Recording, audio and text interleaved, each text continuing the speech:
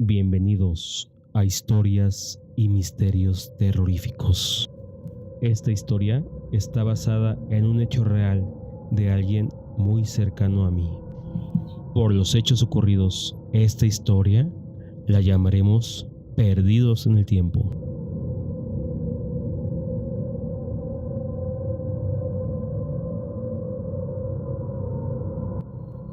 En aquella ocasión íbamos Fab, Marco y yo, los amigos inseparables de aventura. De hecho, esta no fue la primera y mucho menos la última.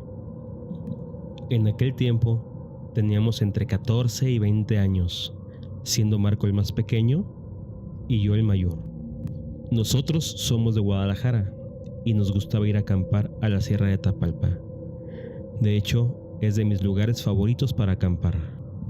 Hace ya algunos años, era más o menos entre los meses de octubre y noviembre.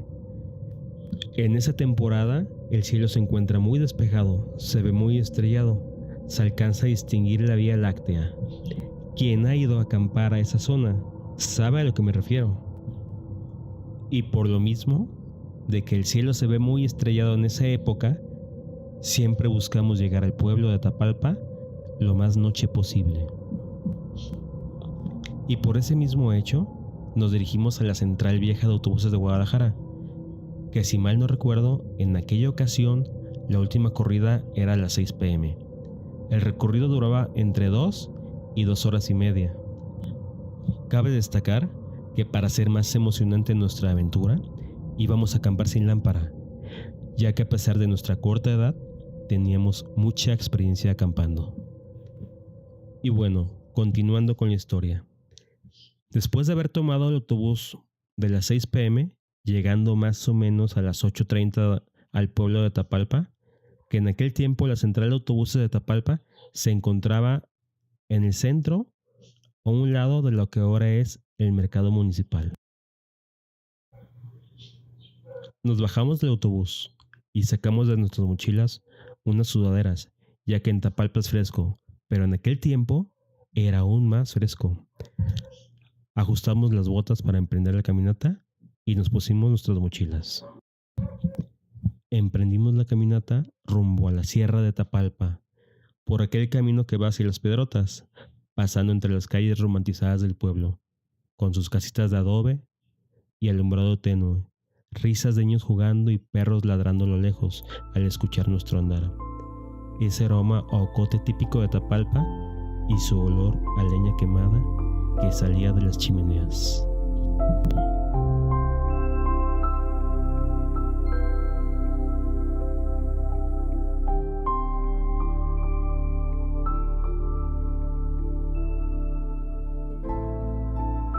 El camino del pueblo era muy alumbrado, hasta pasando la carretera en donde empieza la primera subida larga. Ahí se acaba el alumbrado público, ya que hasta ese lugar llegaban las casas y empezaba el camino de terracería. No había luminarias ni cabañas como las hay actualmente. Comenzamos el camino en la oscuridad de la brecha. Nuestra vista se empezaba a acostumbrar poco a poco a la oscuridad. El cielo estaba lleno de estrellas, por lo que nos ayudaba a ver el camino.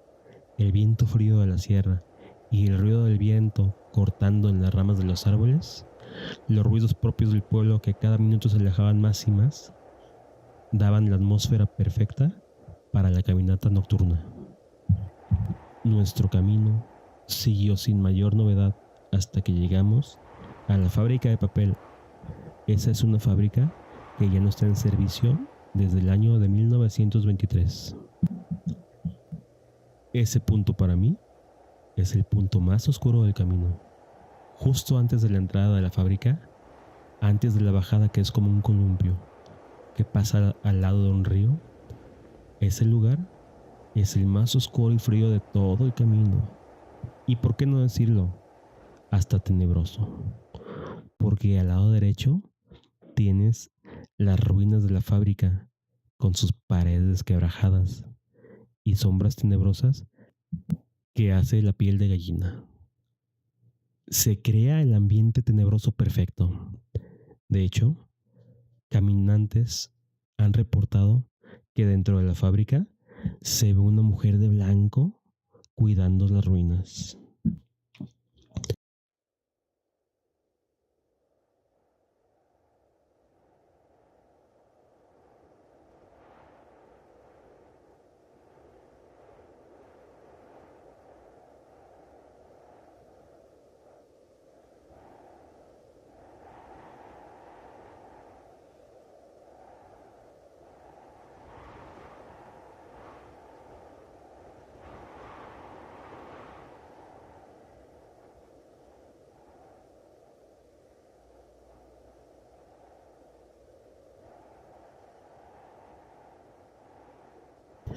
Y bueno, estábamos descansando, recargados en una piedra, hasta que llegó el cuidador de las ruinas. Si mal no recuerdo, el nombre de aquel caballero era o es Don Ramón, el cual nos saludó muy amablemente y se fumó un cigarrillo con nosotros. Nos preguntó que qué hacíamos a esa hora en ese lugar. Yo le dije que solo estábamos de paso, que nos dirigíamos más adelante para acampar en el bosque arbolado, antes de las piedrotas, a un lado del río. Por lo cual, Don Ramón nos dijo que tuviéramos mucho cuidado y procedió a contarnos una anécdota de él, que vivió en la sierra, cerca de donde íbamos.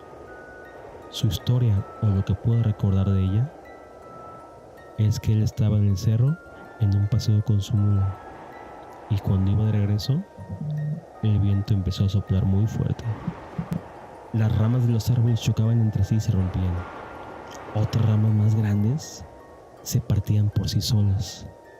Se escuchaba como si rodaran por el cerro árboles o grandes ramas. Hasta changos se escuchaban. Cuando Don Ramón llegó al camino de terracería, todo se detuvo.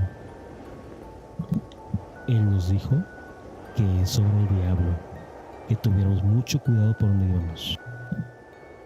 Pasaron unos minutos en silencio después de su gran historia. Al poco tiempo, él se ofreció a cruzarnos en su camioneta la parte más oscura, que era la parte del columpio de la fábrica de papel, por lo cual quedamos muy agradecidos. Y nosotros continuamos nuestro camino. Ya estábamos cerca. Caminamos aproximadamente media hora más, fuera de la brecha, subiendo un poco el cerro, en un lugar en donde no era visible desde la brecha, para que nuestro campamento estuviera seguro. Armamos la casa de campaña, encendimos una pequeña fogata, solo para iluminarnos y ver en dónde dejábamos nuestras cosas. Vimos la hora en un reloj viejito. Era un reloj cuadradito que en la parte de arriba tenía un botón alargado para desactivar la alarma, ya que por aquel tiempo en el que fuimos a acampar no había celulares como los de ahora.